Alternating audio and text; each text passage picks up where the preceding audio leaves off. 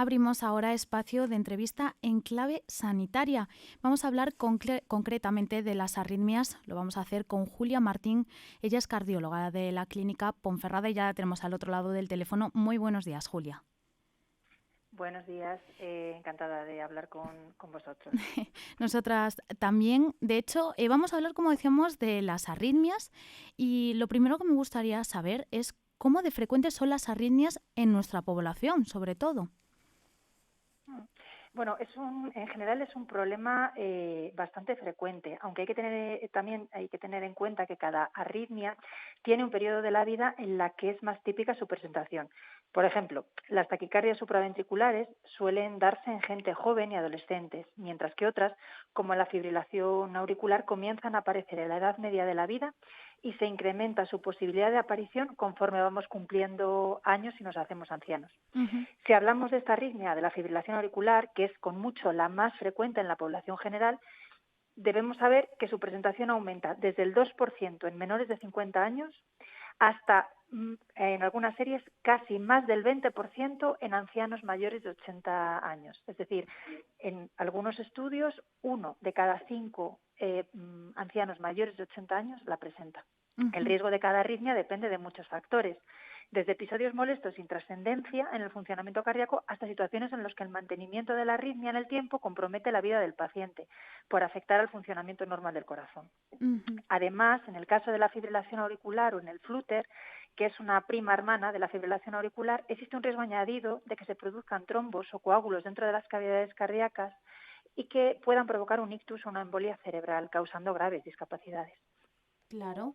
Y, por ejemplo, nos estás comentando eso, las franjas de edades en las que son más posibles, cuándo son más frecuentes, pero ¿cuáles son esos signos o síntomas de alarma que debemos tener en cuenta para sospechar que podemos padecer una arritmia?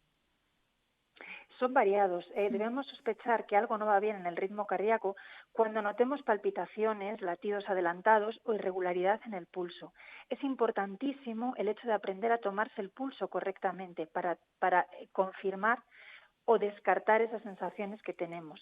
Igualmente son signos de alarma los mareos y las pérdidas bruscas de conocimiento, que nosotros lo llamamos síncopes, ya sean en reposo, sin hacer nada o con el esfuerzo. Uh-huh. No obstante, por desgracia, en ocasiones los síntomas están enmascarados y pueden confundirnos, provocando únicamente cansancio, ahogo o incluso dolor en el pecho. Y por último, no es infrecuente que las arritmias sean totalmente asintomáticas y van dañando totalmente el funcionamiento del corazón de forma progresiva, y si no se realizan revisiones preventivas periódicas podemos llegar tarde y encontrar alteraciones estructurales en el funcionamiento cardíaco que son difícilmente recuperables. Claro. Antes de continuar, Julia, conociendo las arritmias, comentabas que se debe aprender a tomar correctamente el pulso. Seguro que muchas personas saben hacerlo, pero no sé si tú en consulta has visto algunas carencias de educación en este tipo, o si nos puedes dar algunos matices para saber si estamos tomando bien o no el pulso. Claro, sí, realmente hay pocas personas que sepan tomar bien el pulso. Desgraciadamente, los que tienen arritmias ya lo han aprendido, pero sería interesante que lo aprendieran las personas que nunca han tenido una Claro. arritmia. Las zonas donde el pulso se debe tomar sentado o tumbado, preferiblemente sentado, y hay zonas o puntos del cuerpo donde el latido cardíaco es más evidente y se tiene que registrar. Una es en la muñeca, justo al lado del pulgar, Uh-huh. colocando el dedo corazón y el dedo índice, y se cuentan los latidos. Se cuentan los latidos con un reloj durante 15 segundos y se multiplica por 4. Uh-huh.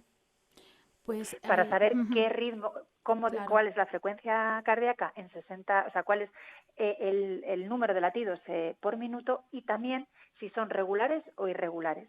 Si en la muñeca no se puede tomar, hay veces que es más fácil tomarla en el cuello, pero teniendo la precaución de no apretar mucho, porque si aprietas mucho puedes provocar un desvanecimiento. Uh-huh. Perfecto, quería hacer ese pequeño matiz, sobre todo Sí, con una importante. experta. Y ahora vamos a continuar conociendo estas arritmias. ¿Cómo llegan a diagnosticarse las arritmias cuando ya se llega a consulta? Pues, a ver, evidentemente el diagnóstico pasa por una buena recogida de información por parte del cardiólogo, lo que nosotros llamamos anamnesis o entrevista clínica, porque a veces las presentaciones y los síntomas no son como cuentan los libros. Después, lo básico es realizar un electrocardiograma y una ecografía cardíaca para descartar alteraciones que aumenten la probabilidad de desarrollar arritmias. Pues, por ejemplo, como problemas en las válvulas, problemas de contracción, infartos que han pasado sin que nos demos cuenta. Otra prueba que usamos casi de forma sistemática es el Holter, que consiste en un pequeño aparato que se lleva a casa durante 24 o 48 horas y que graba la actividad eléctrica del corazón latido a latido durante todo ese tiempo. Dicha prueba nos permite confirmar o descartar el diagnóstico si las arritmias son de presentación frecuente. Cuando la presentación es más irregular o espaciada, imagínate que un paciente nos cuenta que tiene una arritmia cada 15 días. Bueno, pues contamos con otras herramientas. Hay dispositivos de grabación de eventos, como el Cardia, que permiten relacionar los síntomas del paciente con el electrocardiograma en el momento en el que el paciente nota las palpitaciones. O los hólteres insertables, que eso son pequeños dispositivos que se implantan con una cirugía mínima y anestesia local por debajo de la piel y que monitorizan el ritmo cardíaco durante más de 3 años. Es decir, tenemos un amplio espectro de métodos diagnósticos. En contadas ocasiones, en pacientes muy sintomáticos o con determinado tipo de arritmias, indicamos directamente un procedimiento diagnóstico que se llama estudio electrofisiológico, que para que la gente lo entienda es una especie de cateterismo cardíaco en el que se mapean las distintas estaciones eléctricas del corazón y los cables de conducción para detectar anormalidades. Pero eso es un pequeño porcentaje de pacientes. Nos acabas de comentar esos métodos de diagnóstico, también hay tratamientos para estas arritmias. ¿Han evolucionado mucho durante los años o qué novedades hay en estos terrenos? Pues depende, tenemos de todo un poco. En realidad los tratamientos farmacológicos, es decir, las pastillas como tal que damos para las arritmias, no han tenido muchas novedades en los últimos 30 años. Sí que es cierto que, por ejemplo, en la última década han surgido fármacos anticoagulantes que sustituyen al Sintrón, con un perfil de seguridad y eficacia mejorada y que no tienen interacción apenas con otros fármacos ni con alimentos. Hay que tener en cuenta que no son válidos para todos los pacientes y que su cambio, el cambio del Sintrón a los nuevos anticoagulantes precisa una valoración por el cardiólogo.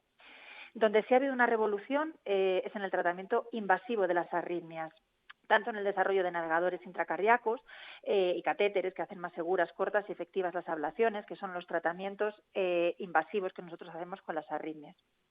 También contamos con distintos tipos de energía para tratar los focos o los circuitos que producen las arritmias.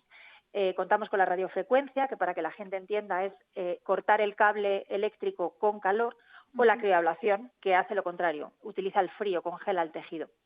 Además, existen otras fuentes en estudio y desarrollo.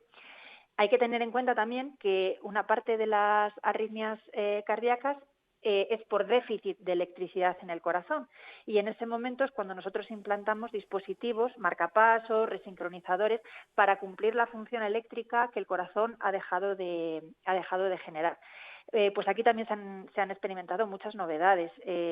Tenemos marcapasos sin cables, tenemos estimulación fisiológica en la rama izquierda y la monitorización domiciliaria de estos pacientes que llevan estos dispositivos, que nos permite seguirles prácticamente día a día en nuestra consulta. Así que sí, hay bastantes novedades, pero no en el campo, solamente estamos un poco retrasados en el campo de las pastillas. Pero bueno, por lo menos se va evolucionando adecuadamente en este tipo de tratamientos. Sí, mucho. ¿Y las arritmias, Julia, se pueden prevenir o lo más importante es un tratamiento rápido? Pues a ver, depende. En algunos casos sí, se pueden prevenir porque pueden ser debidas a una mala función del corazón, provocada por hipertensión arterial, diabetes, sedentarismo, obesidad o consumo de tóxicos. Entonces, la acción preventiva, en este caso, mediante fármacos como la hipertensión, como cuando tratamos la hipertensión arterial o la diabetes, es muy útil, como también lo es el ejercicio físico y la alimentación. En ese campo sí que se puede prevenir. En otros casos, como la fibrilación auricular, la prevención se dificulta un poco porque, como ya lo hablamos antes, el principal factor de riesgo es la edad Ujú. y ante eso no tenemos ningún tratamiento. Pero siempre hay que tener en cuenta que las revisiones y los chequeos cardíacos sistemáticos pueden detectar el problema cuando aún es tratable y no ha producido consecuencias irremediables en la función del corazón. Porque si ya eso se ha producido, entonces ya no estamos hablando de tratamiento preventivo, estamos hablando de una alteración estructural en el corazón que ya es más difícil de tratar y que en muchísimas ocasiones es irreversible. Ujú. Pues Julia, no sé si nos queda algo por tratar en referencia a las arritmias. Bueno, a grandes es un campo muy extenso Ujú. y, como te digo, no es lo mismo pues tener una taquicardia supraventricular por una vía accesoria con 15 años que tener una fibrilación auricular con 70. Pero la gente tiene que quedarse con el mensaje de que la prevención y el diagnóstico temprano es básico y que hay que hacer una buena descripción del tipo de arritmia y lo importante que es tomarse el pulso sistemáticamente. Ujú. Ahora están comercializados tensiómetros en casa que están validados para tomar el pulso, de tal manera que cuando tú te tomas la tensión en casa, si la máquina detecta alguna irregularidad o alguna alteración en el pulso, salta una alarmita. Siempre que salte una alarmita, al médico de cabecera o al cardiólogo. Perfecto, Julia. Pues como decíamos, es cardióloga de la Clínica Ponferrada. No sé si nos podría ubicar un poco dónde encontrarles por si en algún momento necesitamos eso, que nos atienda, que nos orienten este tipo de temas. Pues tanto yo como el doctor Mayorga, que formamos el equipo de cardiología de la Clínica Ponferrada, Ujú. estaremos encantados de atenderos. Estamos, como ya sabéis, en Ponferrada Capital, en la calle Camino de Santiago, con un acceso súper sencillo y unas instalaciones que facilitan que podáis venir a resolver las dudas. Contamos con todo tipo de métodos diagnósticos, desde ecografía, por supuesto Holter, cardia, e implantamos Holteres insertables, como os he dicho, tenemos TAC cardíaco, Ujú. resonancia cardíaca, es decir, tenemos todo el espectro de medidas diagnósticas y terapéuticas a nuestro alcance. Así que estaremos encantados de resolver vuestras dudas y de recibiros. Perfecto, Julia. Pues muchísimas gracias y que tenga un buen día. Muchísimas gracias a vosotros. Hasta luego.